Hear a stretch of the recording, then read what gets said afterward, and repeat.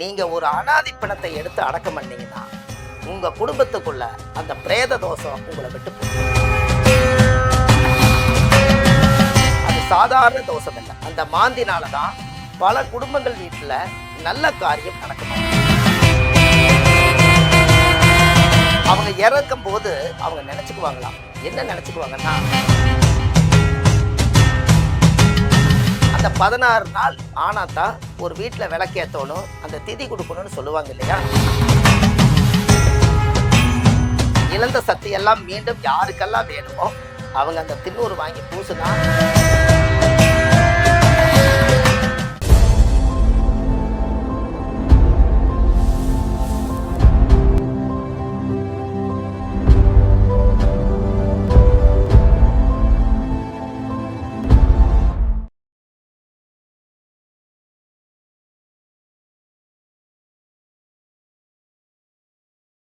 அனைவருக்கும் வணக்கம்.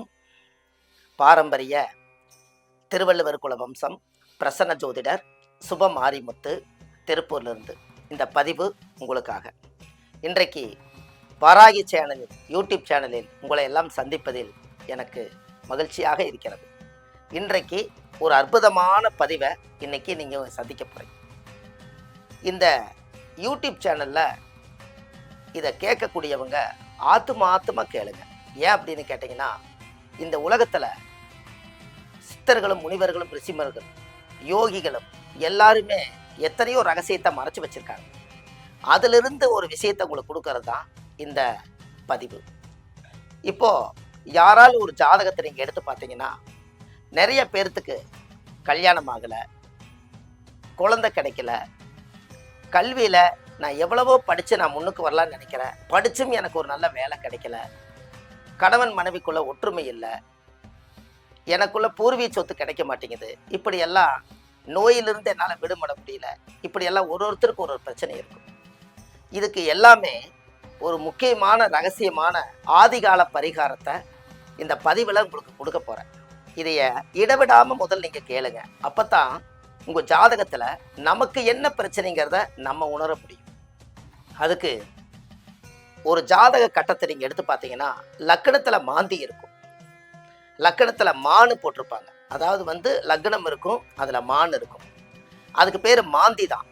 அது கம்ப்யூட்டர் ஜாதகத்தில் பார்த்தீங்கன்னா லக்கணத்தில் குளிகன்னு போட்டிருப்பாங்க. இந்த லக்கணத்தில் மாந்தி யார் ஜாதகத்தில் இருக்குதோ அவங்களுக்கு என்ன பிரச்சனைனா, யாருக்கெல்லாம் லக்கணத்தில் மாந்தி இருக்குதோ அவங்களுக்கு பிரேத தோஷம் உண்டு. இந்த பிரேத தோஷம்னா என்ன அப்படின்னு பார்த்தா, சூரியனுடைய மகன் சனி, சனி பகவானுடைய மகன் மாந்தி. அப்போ இந்த மாந்தி என்ன பண்ணுது அப்படின்னு கேட்டீங்கன்னா, ஒருத்தருடைய ஜாதகத்துல யாருக்கு லக்கணத்துல மாந்தி இருந்தாலும் சரி, முதல்ல அவங்களுடைய முகத்தை அப்படியே ஒரு கருவழியா உண்டு பண்ணி போடும், முகத்தை கெடுத்துரும். அவங்களுக்குள்ள ஒரு நெகட்டிவான வார்த்தைகளை மட்டும்தான் அவங்க யோசிப்பாங்க. அவங்களுக்குள்ள இந்த எண்ணங்கள் பூராமே பார்த்தீங்கன்னா, காலையில் எந்திரிச்சு ஒரு பாசிட்டிவான ஒரு விஷயத்த அவங்க சொல்லவே மாட்டாங்க. அவங்களுக்குள்ள ஒரு தாட்டு, அந்த பிரேத தோஷம் இருக்கிறதுனால அவங்களுக்குள்ள ஒரு பெரிய ஒரு வருத்தம், நம்ம எதற்காக பிறந்தோம், எதை அடைஞ்சிட்டோம், எதுக்காக நம்ம ஓடிக்கிட்டு இருக்கிறோம் என்னன்னு அவங்களுக்கே தெரியாது. இதில் முக்கியமாக இந்த லக்கணத்தில் மாந்தி இருக்கிறவங்களுக்கு அதிகபட்சமாக திருமண தடை தோஷம் இருக்கிறது இதுதான். நம்ம ராகு கேது தோஷத்தை சொல்லுவோம், செவ்வாய் தோஷத்தை சொல்லுவோம், மாங்கல்ய தோஷத்தை சொல்லுவோம், கலஸ்தர தோஷத்தை சொல்லுவோம். இது எல்லாம் தாண்டினது ஒரு மாந்தி என்பது ஒரு இறப்பு தோஷம். அது சாதாரண தோஷம் இல்லை. அந்த மாந்தினால தான் பல குடும்பங்கள் வீட்டில் நல்ல காரியம் நடக்க மாட்டேங்குது. அப்போ இந்த நல்ல காரியம் நடக்கணும், இதை அறிஞ்சுக்கணும், நாம தெரிஞ்சுக்கணும் அப்படின்னா இந்த மாந்தி தோஷத்தை நீங்க இதுல கண்டுபிடிக்கணும். இந்த பிரேத தோஷம் எதனால வருது அப்படின்னு கேட்டீங்கன்னா, இந்த பிரேத தோஷம் நம்ம முன்னோர்கள் யாராவது ஒருத்தர், நீங்க பிறக்காதுக்கு முன்னாடி யாராவது ஒருத்தர் காணாம போயிருப்பாங்க, எங்க போய் இறந்தாங்கன்னு தெரியாது, மனநல பாதிக்கப்பட்டு எங்கேயாவது இறந்துருப்பாங்க, இல்லை அவங்களுக்கு ஏதாவது ஒரு வைத்தியம் பார்க்க முடியாம எங்கேயாவது ஒரு பக்கம் இறந்துருவாங்க, அவங்க சூசைட் பண்ணிடுவாங்க, தற்கொலை முயற்சிக்காக போயிடுவாங்க. இப்படி ஏதாவது ஒரு வழியில அவங்களுக்கு ஒரு இறப்பு, ஒரு அனாதி இறப்பா இருக்கும். அப்போ அவங்க இறக்கும் போது அவங்க நினைச்சுக்குவாங்களாம். என்ன நினைச்சுக்குவாங்கன்னா, நான் இத்தனை தாய் பிள்ளையோட வாழ்ந்து, இத்தனை அண்ணன் தம்பி சொந்த பந்தத்தோடு இருந்து, நான் இன்னைக்கு அனாதையை நான் இறக்குறேனே, என்னுடைய சாதி சனம் இங்கே யாரும் வரலையே அப்படிங்கிற அந்த இறப்புக்கு அந்த ஏக்கம் இருக்குமா. அந்த பிரேதம் இறக்கும் போது அந்த உயிர் பிரிஞ்சு போகும்போது இந்த உடலை யாராவது எடுத்து அடக்கம் பண்ணிடுவாங்க. ஆனால் ஆத்மாவுக்கு அழிவில்லை. அது திரும்ப வந்து யாரு லக்கணத்துல மாந்தி இருக்குதோ அந்த ஆத்மாவுடைய பிரேத தோஷம்தான் லக்கணத்துல மாந்தி. இப்போ உங்களுக்கு புரிஞ்சிருக்குன்னு நினைக்கிறேன். தெளிவான கருத்து தான் உங்களுக்கு சொல்லியிருக்கேன். அப்போ அந்த இறப்பு தோஷம் ஒரு வீட்டுக்குள்ள இருந்தா சுப நிகழ்ச்சி எப்படி நடக்கும்? ஒரு கல்யாணம் ஆகிறதுக்கு பொண்ணு மாப்பிள்ளை வந்து பார்ப்பாங்க, பொட்டுப்பூ வச்சுட்டு போவாங்க, ஆசையா இருக்கும். இவங்களைத்தான் நம்ம கல்யாணம் பண்ண போறோம்னு நினைச்சிருப்பாங்க. போனதுக்கப்புறம் யாரோ ஒருத்தர் முடியத்திலையோ இந்த மாந்தி பிரேத தோஷத்தினாலேயோ நிச்சயதார்த்தம் வரைக்கும் அப்படியே நின்று போய் மனசு ரொம்ப வருத்தமாகும். இப்படியெல்லாம் நடக்கிறது காரணமே அவங்க குடும்பத்துக்குள்ள லக்கணத்தில் மாந்தி தோஷம் இருக்கும். வேணா ஒன்று பண்ணுங்க, உங்கள் ஜாதகங்களில் குடும்ப ஜாதகத்தை எடுத்து ராசி கட்டத்தில் லக்கணத்தில் மாந்தி இருக்கான்னு பாருங்க. இதுக்கு உண்மையான பரிகாரம் உங்களுக்கு வேணுமா? ஒரு அற்புதமான ஒரு பரிகாரத்தை சொல்கிறேன். இந்த பரிகாரத்தை நீங்கள் பண்ணுறதுல ஒரு பெரிய அதிசயம் ஒன்று இருக்கு. ஏன் அப்படின்னு கேட்டீங்கன்னா, இந்த மாந்தி பிரேத தோஷ நிவர்த்தி ஆகணும்னா நீங்கள் ஒரு அனாதி பிணத்தை எடுத்து அடக்கம் பண்ணீங்கன்னா உங்கள் குடும்பத்துக்குள்ள அந்த பிரேத தோஷம் உங்களை விட்டு போயிடும். இதுக்கு ஒரிஜினல் பரிகாரம் இதுதான்.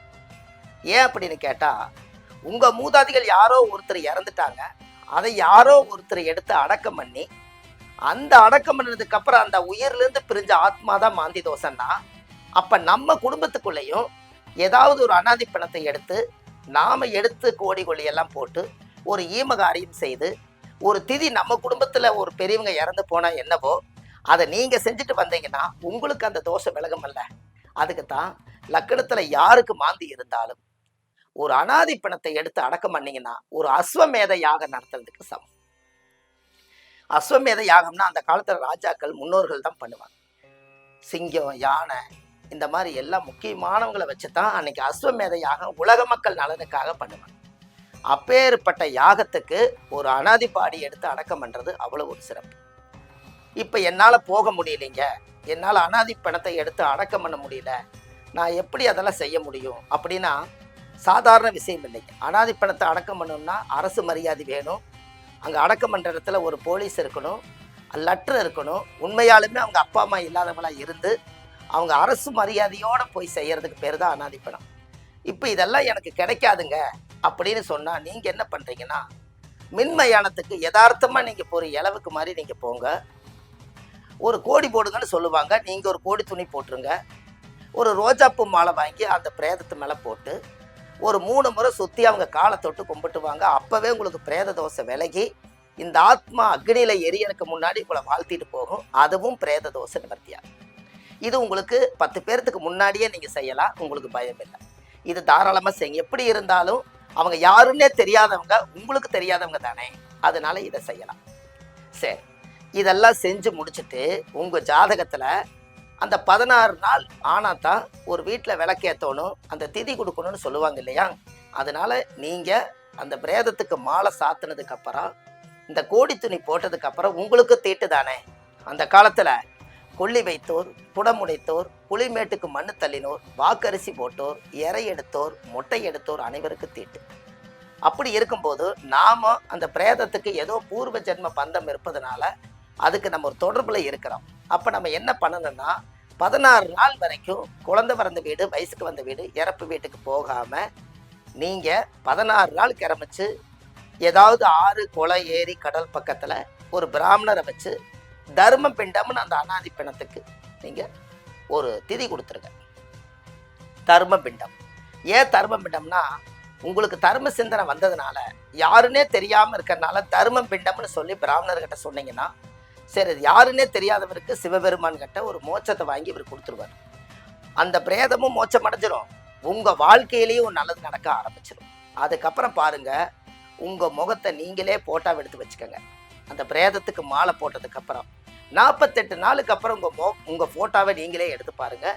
உங்கள் முகத்தில் இருந்து ஒரு இருள் உங்களை விட்டு போயிடும், முக தேஜஸாக இருக்கும், உங்களோட கர்மம் உங்களை விட்டு போயிடும். அதுக்கப்புறம் உங்கள் வீட்டில் நடக்கிற சுப நிகழ்ச்சிகள் அனைத்துமே ரொம்ப பிரமாதமாக இருக்கும். இதுக்கு பெரிய ஒரு அற்புதமான ஆதிகால பரிகாரம் இது. சரி, இது எல்லாம் பண்ணி முடிச்சுட்டு இதுக்கப்புறம் நீங்கள் ஒரு மிகப்பெரிய ஒரு கோயிலுக்கு போயிட்டு வரணும். அந்த கோயில் எங்கே இருக்குதுன்னு உங்களுக்கு தெரியுமா? இந்த பிரேத தோஷத்துக்கு கண்டிப்பாக ஒரு கோயில் சொல்கிறேன். இதை மனசார எழுதி வச்சுக்கோங்க. இந்த உலகத்துக்கு இது சமர்ப்பணம் செய்கிறேன். இந்த பிரேத தோஷம் யாருக்கெல்லாம் இருக்குதோ அவங்களுக்கு திருநெல்வேலி மாவட்டம் கூடங்குளம் விஜயாபதி விஸ்வாமுத்தருடைய ஆலயம்தான் இந்த லக்கணத்தில் மாந்திக்கு பிரேத தோஷத்தினுடைய கோயில். இந்த கோவிலில் பௌர்ணமி அன்னைக்கு அந்த கோயிலில் அந்த சித்தருக்கு 27 அபிஷேகம் பண்ணுறாங்க. அந்த 27 அபிஷேகம் பண்ணி அந்த தீர்த்தம் திருநூறு வாங்கி சாப்பிட்றாங்க. அந்த கோவிலில் போய் இரவு ஒரு நாள் தங்கி அங்கே அன்னதானம் நடக்குது. அந்த விஸ்வாமுத்தர்கிட்ட உங்கள் ஜாதகத்தை கொண்டு போய் வச்சு 27 பூஜை அவங்க பண்ணுறாங்க. அதை பூஜை பண்ணி சாமி கும்பிட்டு வந்தீங்கன்னா சுத்தமாக உங்கள் குடும்பத்துக்குள்ளே பிரேத தோஷம் வராது. இதை நீங்கள் நிவர்த்தி பண்ணிட்டீங்கன்னா உங்களுக்கு திருமணம் நடந்ததுக்கப்புறம் உங்களுக்கு பிறக்கிற குழந்தைக்கு லக்கணத்தில் மாந்தி தோஷம் வராது. அப்பாவுடைய சொத்து பிள்ளைக்குத்தானா, அப்பாவுடைய பாவம் பிள்ளைக்குத்தானே. அப்போ இதிலிருந்து நம்ம கர்மாவிலிருந்து வெளியில் வரணும்னா இந்த மாதிரி தர்ம பரிகாரம் நீங்கள் பண்ணினீங்கன்னா அடுத்தடுத்து உங்கள் வாழ்க்கையில் பெரிய ஒரு அசுர வளர்ச்சிக்கு நீங்கள் போயிடுவீங்க. உங்கள் ஜாதகத்தில் லக்னமே மாந்தி தோஷம்னு நீங்கள் சொன்னீங்க. பிறக்கும்போது நீங்கள் ஒரு யோகத்தை கொண்டு வந்திருப்பீங்க. அந்த யோகத்தை அடைய முடியாமல் தவிப்பீங்க. இந்த பரிகாரங்கள் எல்லாம் பண்ணி விஸ்வாமுத்தர் கோயிலுக்கு போயிட்டு வந்துட்டீங்கன்னா இழந்த சக்தியெல்லாம் மீண்டும் கிடைக்கும். ஏன் அப்படின்னா விஸ்வாமுத்தருடைய ஓமகுண்ட யாகமே அவர் இழந்ததெல்லாம் மீட்டு கொடுத்ததுனால அந்த யாகம் நடத்தினால்தான் விஸ்வாமுத்தர். எதனால் அப்படின்னா தசரத மகாராஜாவுடைய மகன்தான் ராமர். அப்போ தசரத மகாராஜாவுக்கு குழந்தை இல்லை. அப்போ குடும்ப ஜோசியர் விஸ்வாமுத்தர் அவரை கூட்டிகிட்டு போய் ஜாதகம் பார்க்கும்போது எனக்கு புத்திர தோஷம் இருக்குது, இதுக்கு என்ன பண்ணுறதுன்னு விஸ்வாமுத்தர்கிட்ட தசரத மகாராஜா கேட்டார். அதை கேட்ட உடனே புத்திர யாகம் பண்ணினீங்கன்னா உங்களுக்கு ஆண் புத்திரம் பிறக்குன்னு விஸ்வாமுத்தர் சொன்னார். அந்த விஸ்வாமுத்தர் உடனே என்ன பண்ணிட்டார்னா அதுக்குரிய யாகத்தை நடத்துறதுக்கு ஏற்பாடு பண்ணுங்கன்னு தசரத மகாராஜா உத்தரவு கொடுத்தார். அப்போவே புத்திர யாகம் பண்ணணுன்னே எண்ணி 3வது மாதம் ராமர் கன்சீவ் ஆகுங்க. 10 மாதம் கிளம்பிச்சு ராமர் பிறக்கிறார். விஸ்வாமுத்தர் தான் ராமர்னு பேர் வைக்கிறார். 30 வயசுக்குள்ள ராமருக்கு கல்யாணம் பண்ணி வைக்கிறது விஸ்வாமுத்தர் தான். எல்லாம் பண்ணி தம்பதி சகிதமாக வாழும்போது சீதாதேவியை ராவணன் கடத்திட்டு போனதுனால ராமர் ராவணனை அழிக்க வேண்டிய சூழலை ஏற்பட்டுருச்சு. அங்கதான் ஒரு உயிர் இறந்த உடனே ராமருக்கே பிரம்மகத்தி தோஷம் பிடிச்சிருச்சு. அப்போ இவர் எங்க போய் நான் இந்த பிரம்மகத்தி தோஷத்தை நிவர்த்தி பண்ணு தெரியாம இருக்கும்போது என்னுடைய அப்பாவே விஸ்வாமுத்தர் தன குடும்ப ஜோசியரை எடுத்துக்கிட்டாரு. இப்போ அவர் எங்க இருக்கிறான்னு தியான நிலையில நினைச்சு பார்க்கும்போது கூடங்குளம் விஜயாபதி திருநெல்வேலி மாவட்டத்துல விஸ்வாமுத்தர் அங்க தவம் பண்ணிட்டு இருந்திருக்கார். 3000 வருஷமா தவம் பண்ணியிருக்கார். அவர் ஒரு மிகப்பெரிய ஒரு ஸ்ரீ சக்கரத்தை உருவாக்கியிருக்கார். ஒரு கருங்கல்ல ஒரு ஸ்ரீ சக்கரத்தை உருவாக்கி யாரெல்லாம் அந்த ஸ்ரீ சக்கரத்தை கண்ணுல பாக்குறீங்களோ அவங்களுக்கு பல கோடி தோஷ நிவர்த்தி ஆகுன்னு சொல்லி தியானம் பண்ணி அந்த மிகப்பெரிய ஒரு யாகம் பண்ணி இந்த உலக மக்களுக்காக ஒரு சக்கரத்தை உருவாக்கி இன்னமும் 3000 வருஷமா அந்த ஸ்ரீ சக்கர கல்லில் தான் இருக்குது. இவ்வளவு சைஸு தான் இருக்கும். ஓமகுண்ட விநாயகர் கோயிலுக்குள்ள அதே விஸ்வாமுத்திரமும் அவரோட மடிக்கு பக்கத்தில் ஸ்ரீ சக்கரம் இருக்குது. அப்போ அந்த ஸ்ரீ சக்கரத்தை யாராவது ஒரு முறை தொட்டா 12 வருஷத்துக்கு பவர். உங்கள் ஜாதகத்தில் இந்த கையில் எத்தனையோ நல்லது கெட்டதை பார்த்துருப்பீங்க. ஒரு முறை அந்த சக்கரத்தை நீங்கள் தொட்டுட்டீங்கன்னா உங்களுக்கு இந்த வாழ்க்கையில் 120 வருஷத்துக்கு அந்த தோஷம் உங்களுக்கு இருக்காது. அப்பேற்பட்ட பவர் அங்கே விஸ்வாமுத்தருடைய கோவிலில் இந்த அதிசயம் அங்கே இருக்குது. அப்போது ராமர் உடனே என்ன பண்ணுறாரு, நேராக இங்கே நான் ராவணனை கொன்னுட்டேன், அதனால் எனக்கு பிரம்மகத்தி தோஷம் பிடிச்சிருச்சு, என்னுடைய மனைவியை அவர் கடத்திட்டு போய் வச்சிருந்ததுனால நான் அவருக்கு தண்டனை கொடுத்து அவரை மடிய வச்சாச்சு அப்படின்னு சொன்னே அவருக்கு ராமருக்கு சக்தியெல்லாம் இழந்துட்டார். ஒரு மனிதன் ஒரு உயிரை கொன்னுட்டா இருக்கிற சக்தியெல்லாம் போயிடும். அப்போ தன்னுடைய தசரத மகாராஜாவுடைய மகனுக்கே இப்படி ஒரு வேதனையான்னு சொல்லி ராமருக்காக யாகம் கூட்டி இழந்த சக்தியெல்லாம் மீண்டும் வேணுங்கிறதுக்காக அவருக்கு பண்ணின யாகம்தான் கூடங்குளம் விஜயாவதி விஸ்வாமுத்தருடைய ஆலயம்.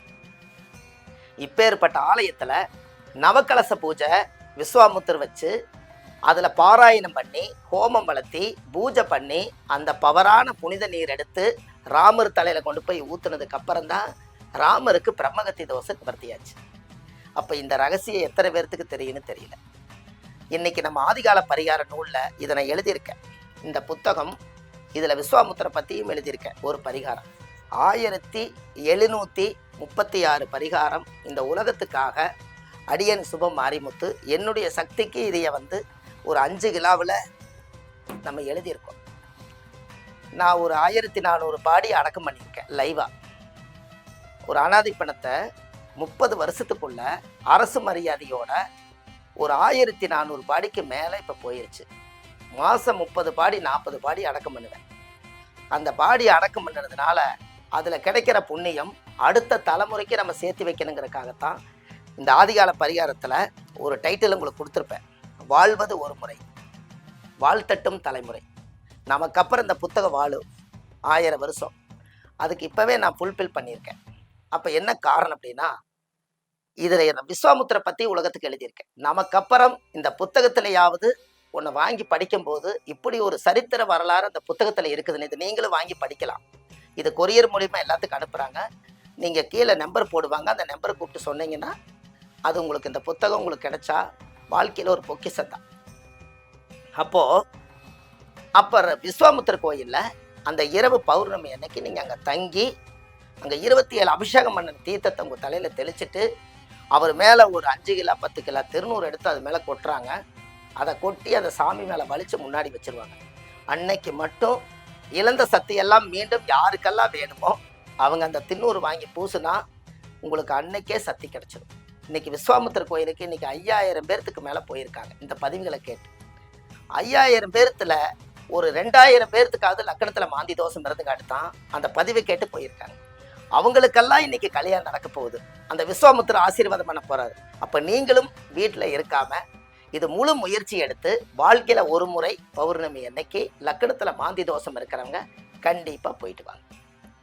விஸ்வாமுத்திர மகாலிங்கேஸ்வரருங்கிறதான் அந்த ஆலயம். அப்பேற்பட்ட ஆலயத்தில் தசரத மகாராஜாவுடைய மகன் ராமருக்கே பிரம்மகத்தி தோஷ நிவர்த்தி ஆயிருக்குதுன்னா அப்போ உங்களுக்கு நிவர்த்தி ஆகாதா? அதனால அங்கே போய் உங்கள் வயசு எவ்வளவோ அவ்வளவு வயசு விளக்கேற்றலாம். அல்லது 5 பஞ்சபூத விளக்கு, நீர் நெருப்பு காற்று பூமி ஆகாயம், இந்த பிரபஞ்ச விளக்கு பஞ்சபூத விளக்கு போட்டு சாமிக்கு தேங்காய் பழம் வெத்தலைப்பாக்கு எலுமிச்சம்பழம் பூ பழ கனி மாலை உங்கள் ஜாதகம் எல்லாம் எடுத்துகிட்டு போய் சாமி கிட்ட வச்சு 1 மணி நேரமாவது சாமி விஸ்வாமுத்தருடைய மடியில் கொண்டு போய் வச்சிருங்க. உங்கள் தலையெழுத்தை அவர் சரி பண்ணுவார். ஜோதிடர் என்பது யாரையும் மாற்ற முடியாது. ஒரு பாதை மட்டும் காமிக்கிறதா ஜோதிடருடைய வேலை. உங்கள் தலையெழுத்தை மாற்றும் சக்தி நமக்கு மேலே ஒரு சக்தி ஒன்று இருக்குது. அதனால தான் உலகத்தில் ஆயிரக்கான சித்தர்கள் தவம் பண்ணாங்க. ஆனால் ரெக்கார்டில் 18 சித்தர்கள் தான் இருந்தாங்க. அப்போ மீதி இருக்கிறவங்களுக்கெல்லாம் அந்த பாக்கியம் கிடைக்கல. அதில் ராஜகுருவா சித்தர் இருக்கிறவர் தான் விஸ்வாமுத்திரர். அப்போ ராமருடைய வம்சத்துக்கே அவர் ஒரு குடும்ப ஜோசியர்னா கண்டிப்பாக வாழ்க்கையில் ஒரு முறை நீங்கள் அந்த கோயிலுக்கு போகணுங்கிற எண்ணம் உங்களுக்கு இதை பதிவை பார்த்ததுக்கப்புறம் கண்டிப்பாக வந்திருக்கும். அது எனக்கு ரொம்ப சந்தோஷம். இது வராகி யூடியூப் சேனல். இது ஒரு அற்புதமான சேனல். இன்றைக்கி எல்லாம் கூப்பிட்டாங்க, ரொம்ப சந்தோஷமாக இருந்து. இந்த சேனலில் எல்லாருமே சப்ஸ்கிரைப் பண்ணி வச்சுக்கோங்க. இந்த யூடியூப் சேனலில் நிறைய இந்த ஜோதிட பதிவுகள் எல்லாம் வரும். அது மூலிமா அந்த சேனலில் கிடைச்சதுக்கு ஒரு நன்றி ஒன்று சொல்லுங்கள். அதுவே போதுமானது. நீங்கள் கல்யாணம் உங்கள் ஜாதகத்தில் நிச்சயமாக நடக்கும். இந்த கோவிலுக்கு போயிட்டு வந்துட்டு அந்த அனாதி பணத்தை அடக்கம் பண்ணுறதுக்கு எல்லா தகுதி தராதரம் இருந்து அரசு மரியாதையோடு செய்யுங்க. இது எல்லாம் செஞ்ச பிறகு உங்கள் குலதெய்வம் கோயிலில் போய், ஆண்டவனே இது யார் செய்த பாவம் எனக்கு தெரியாது, என் முன்னோர்கள் யார் என்னென்ன பாவம் பண்ணி இந்த லக்கணத்தில் மாந்தி தோஷம் இருந்தாலும் என்னுடைய குலத்தை காக்கக்கூடிய தெய்வம் குலதெய்வம். என்னுடைய தாய் முதல் தாய் கற்பத்தில் வந்த தாய் இல்லை. என்னுடைய மூல தாய் யாருன்னா நமக்கு தாய் குலமே குலதெய்வம் தான். குலதெய்வத்தை வணங்காமல் கோவிந்தா கோவிந்தா என்று பல தெய்வத்தை வணங்கினாலும் பலனொன்றும் இல்லைன்னா அந்த காலத்திலே புராண நூலை கொடுத்தனால தான் இன்றைக்கி குலதெய்வத்தை மக்கள் எல்லாரும் தேடி போய் நம்ம தாயுடைய வீடுன்னு காலை பிடிச்சிக்கிறாங்க. அப்போ நம்ம தாய் வீடு நம்மளை கெடுக்குமா?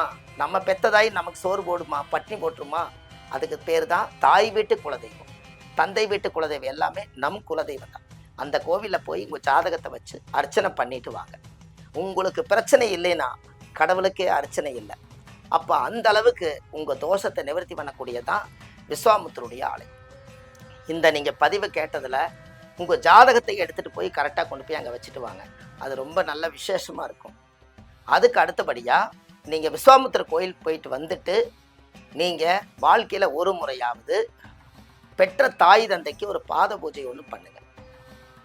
இந்த பரிகாரம் யார் என்ன பரிகாரம் பண்ணாலும் உடனே பலிக்கணும்னா முதல்ல உங்கள் தாய் தந்தைக்கு பாத பூஜை பண்ணி, என்னை பெற்ற தாய் தந்தை நீதான், இந்த உலகத்தை முதல் காமிச்சது நீதான், உன்னை விட எனக்கு தாய் தந்தை விட உலகம் யாரும் இல்லைன்னு சொல்லி ஒரு பௌர்ணமி நாள் அமாவாசை நாள் பார்த்து தாய் தந்தைய வீடு வாசலாக வலிச்சு குளிச்சு சுத்தப்படுத்தி கரெக்டாக பாத பூஜை பண்ணி அந்த தீர்த்தம் எடுத்து அவர் தலையில் உங்கள் மேலே போடுவாங்க. அந்த அரிசியை உங்கள் மேலே போடுவாங்க. அன்னைக்கு தாய் தந்தையுடைய சாபம் உங்களுக்கு நிவர்த்தியாகும். இப்பேற்பட்ட வேலையை நீங்கள் செஞ்சு முடியுங்க. அது சீக்கிரமாக உங்களுக்கு கல்யாணம் நடக்கும். அப்போ எவ்வளோ பெரிய அதிசயம்னு பாருங்க. உங்கள் வாழ்க்கையில் இதெல்லாம் நீங்கள் தெரிஞ்சுக்கணும் அல்லவா? இன்றைக்கி ஒரு அற்புதமான விஷயம். சுப மாரிமுத்துன்னு நீங்கள் யூடியூப் சேனலில் போனீங்கன்னா இது மாதிரி ஆயிரக்கணக்கான பதிவுகள் நிறையா கொடுத்துருக்கேன். நிறைய யூடியூப் சேனல் வச்சுக்கிறேன். இதில் எல்லாம் நிறையா பதிவுகள் கொடுத்துருக்கேன். இப்படி ஒரு ஆன்மீக பதிவுகள் உலகத்துக்கு இது ரொம்ப தேவையான பரிகாரம். இது வரைக்கும் எல்லா கிரகங்களை பற்றி எல்லாருமே சொல்லி வந்துட்டாங்க. இந்த மாந்தி பரிகாரம் ஒன்று மட்டுமே மக்களுக்கு இன்னும் போய் சேர மாட்டேங்குது. அதனால தான் இந்த பதிவை நம்ம வராகி யூடியூப் சேனலில் சொல்லி இந்த உலக மக்களுக்கு தெரியப்படுத்தணுங்கிறதுக்காகத்தான் இந்த பதிவு என்று சொல்லி, உங்களுக்கு ஏதாவது டவுட் இருந்துச்சுனாலும் நீங்கள் இந்த மெசேஜை விட நீங்கள் ஃபோன் பண்ணி கேட்டால் மட்டும்தான் அதில் ஒரு நல்ல ஒரு விஷயங்கள் கிடைக்கும். அதனால் உங்களுடைய முன்னோர்கள் எல்லாருமே பார்த்தீங்கன்னா இதை முன்னோர்களுடைய ஆசீர்வாதம் பூரா உங்களுக்கு இந்த கோயிலுக்கு போயிட்டு வந்தால் வந்து சேரும் என்று சொல்லி, அடியன் சுப மாரிமுத்து, பாரம்பரிய திருவள்ளுவர் குல வம்சம், பிரசன்ன ஜோதிடர் சுப மாரிமுத்து, 30 ஆண்டு காலமாக இந்த ஜோதிடத்துறையில் இருந்து நிறைய மக்களுக்கு நிறைய சர்வீஸ் பண்ணியிருக்கேன். மூல வளர்ச்சி இல்லாத குழந்தைகளை நிறைய எடுத்து வளர்த்துறேன். காது கேளாத பள்ளிகளுக்கு நிறைய உணவளிக்கிறேன். நிறைய பேர்த்துக்கு ட்ரெஸ்ஸு வாங்கி கொடுக்குறேன். என்னை சுற்றி ஒரு 200, 300, 400 பேர்த்துக்கு இலவசமாக ஜோதிடம் கற்றுக் கொடுத்து அவங்களுக்கு பட்டம் கொடுத்துருக்கேன். இந்த ஆதிகால பரிகார புத்தகம் உலக மக்களுக்கு அனைவருக்கும் இந்த புத்தகத்தை வெளியிட்டிருக்கேன். 1400 அனாதி பணத்துக்கு மேலே அடக்கம் பண்ணியிருக்கேன். இவ்வளவும் என்னால் முடிஞ்ச சக்திக்கு செஞ்சது போக இன்னமும் என்னுடைய வாழ்க்கையில் சர்வீஸ் பண்ணிகிட்ருக்கேன். வாழ்வது ஒரு முறை, வாழ்த்தட்டும் தலைமுறை.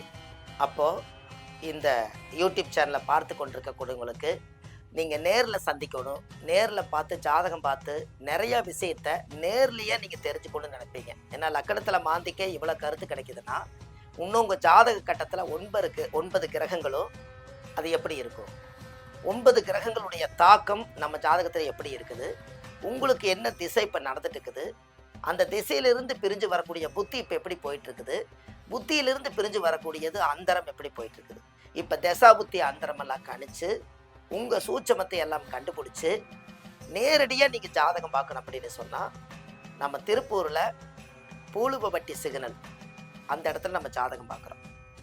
சென்னையில் நீங்கள் ஜாதகம் பார்க்கணும் அப்படின்னா வடபழனி முருகன் கோயில் தெப்பு குளத்துக்கட்ட நம்மளோட அலுவலகம் ஆஃபீஸ் இருக்குது. நீங்கள் அங்கே வந்தீங்கனாலும் ஜாதகம் பார்த்துக்கலாம். அப்போது சென்னையில் சனி ஞாயிறு திங்கள் 3 நாள் நேரடியாக நாங்கள் ஜாதகம் பார்க்குறோம். அதாவது வடபழனி முருகன் கோயில் தெப்பக்குளத்துக்கு பக்கத்துலேயே இருக்குது. நீங்கள் ஒரு அப்பாயின்மெண்ட் பதிவு பண்ணிக்கலாம். நேரடியாகவே நீங்கள் ஜாதகம் பார்க்கலாம். அதன் மூலியமாகவும் கூட உங்களுக்கு இன்னும் நிறைய பலன்கள் எல்லாம் கிடைச்சதுக்கப்புறம் கூட இந்த முழுமையான பரிகாரத்தை போய் நீங்கள் செஞ்சு முழுமையாக நீங்கள் பலனடையலாம். குரு இல்லாத வித்தை அல்ல, அதாவது குரு வழிகாட்டுற வித்தை தான் உங்களுக்கு சுபமான வித்தையாக இருக்குன்னு சொல்லி இந்த நேரடியாகவும் ஜாதகம் பார்க்குறோம், ஆன்லைன் மூலியமாகவும் ஜாதகம் பார்க்குறோம். ரொம்ப நேரில் வர முடியாதவங்க ஆன்லைன் மூலியமாகவே உங்கள் date of birth, time, place, உங்கள் ஜாதகத்தை நீங்கள் அனுப்பிச்சி வச்சிங்கன்னா கணிச்சு 1 வாரத்துக்குள்ளே உங்களுக்கு பலன் சொல்லி அதுக்குரிய பரிகாரத்தை சொல்லியிருக்கோம் என்று சொல்லி இந்த பதிவில் நீங்கள் ஆவலோடு எதிர்பார்த்திருக்கும் உங்களுக்காக காத்துட்ருக்கும் அடியன் சுப மாரிமுத்து. நன்றி, வணக்கம்.